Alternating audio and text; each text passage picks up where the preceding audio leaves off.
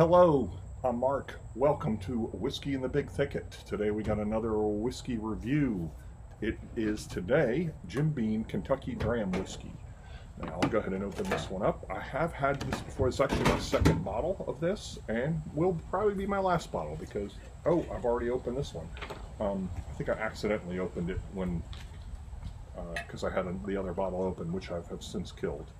But it will be my last one. I don't think that this is made anymore. So anyway, I'll go ahead and roll that real quick.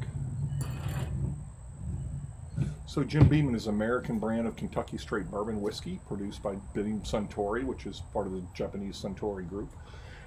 Their distillery is in Claremont, Kentucky, and they have different brands like Booker's, Knob Creek, are all, I think Basil Hayden's, all part of Jim Beam's. They target different, I think, lines of their market. So, what else can I tell you? Oh, in 2003, a fire destroyed an aging warehouse in Kentucky, and it held about 15,000 barrels, which is about almost 800,000 gallons. Flames rose more than 100 feet, and bourbon spilled into a nearby creek. Estimated 19,000 fish died, and in the river. And then in 2019, another warehouse caught fire, destroying around 45,000 barrels, which is about almost 250,000 gallons of bourbon.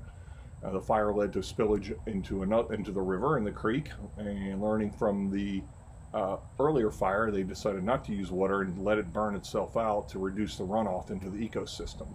And the cost of the fire was about $45 million. So,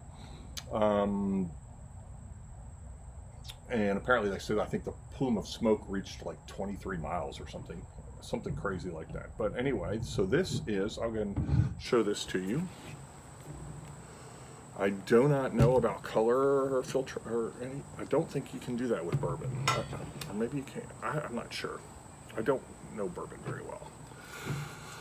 So, which I guess this isn't technically bourbon, is it?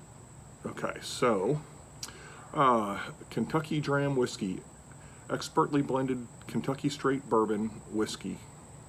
So it is bourbon, with a touch of peated Scotch whiskey. Distilled and matured in the USA and Scotland prior to bottling in Spain by the James Beam Distilling Company. 40% ABV. That's all that's on there. Let's see what we got on here. Just got a little picture of, I guess, some of the family members there, and Jeremiah Beam on the other side. So, and this says, traveling the world, we taste many a spirit, a rare few which make lasting impression. Beam Legends takes the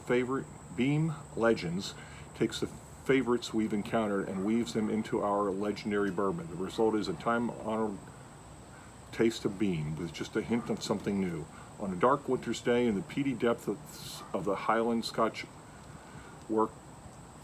On a dark winter's day, the peaty depth of this Highland Scotch worked its magic. One sip and we knew its smoke would enrich the smoothness of our Kentucky straight bourbon whiskey.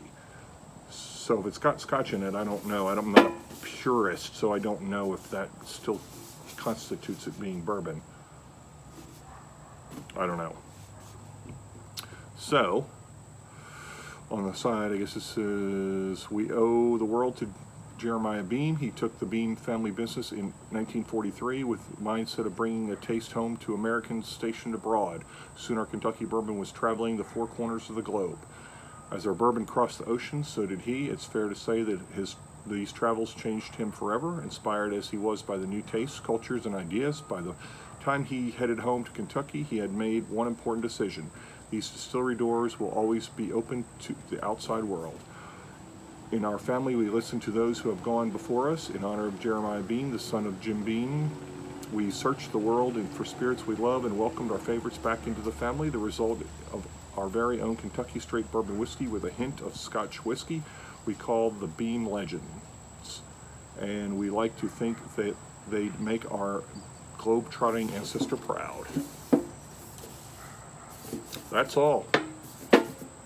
So, okay. See some pretty good legs on here. So, no idea what this is going to be. Like I said, I've had it, but it's been a long time. Okay, I can definitely get that peated Scotch in there. I can get that in there.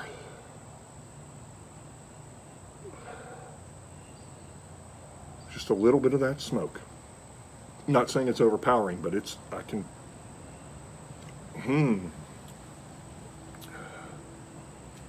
do get the bourbon, typical bourbon notes with the caramel, sugar, vanilla.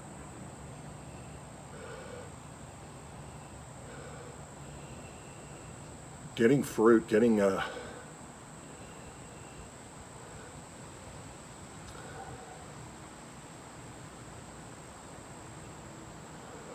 what is that? Apples,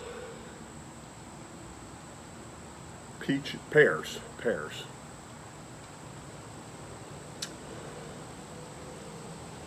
Okay, the predominant nose, I guess it was unfair of me to jump out and shout I get the smoke and peat. It's very faint, but I guess that's what I'm used to looking for. I get more, it's fruit for sure. Fruit forward.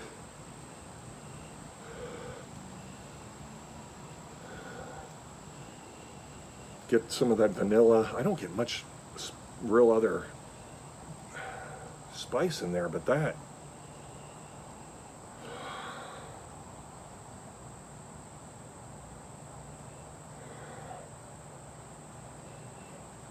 Okay, getting some of the caramel, some of that sugar. Okay, so far it reminds me of like sugared apples, dried apples, or candied pears. Now, it's funny, I got the Scotch immediately. Now I'm like having to hunt for it because I hardly get it now. Do get some citrus in there. Okay, onto a palate.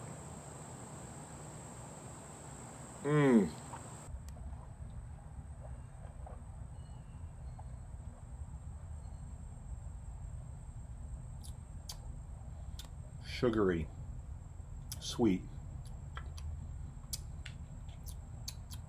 vanilla. I get more citrus than, I don't get any pears now. I get some apple and some citrus.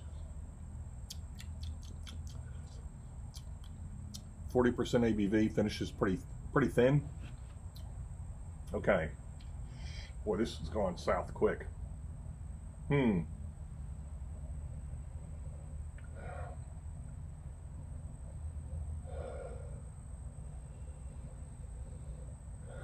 getting a little bit more of the caramel and sugar, more of the sweetness now that I'm acclimated to it. Still get the apples, again, dried apples, or with some, maybe with like a little bit of brown sugar on them, candied pears. That's what I get on the nose. But the palate, I don't get the pears at all. Okay.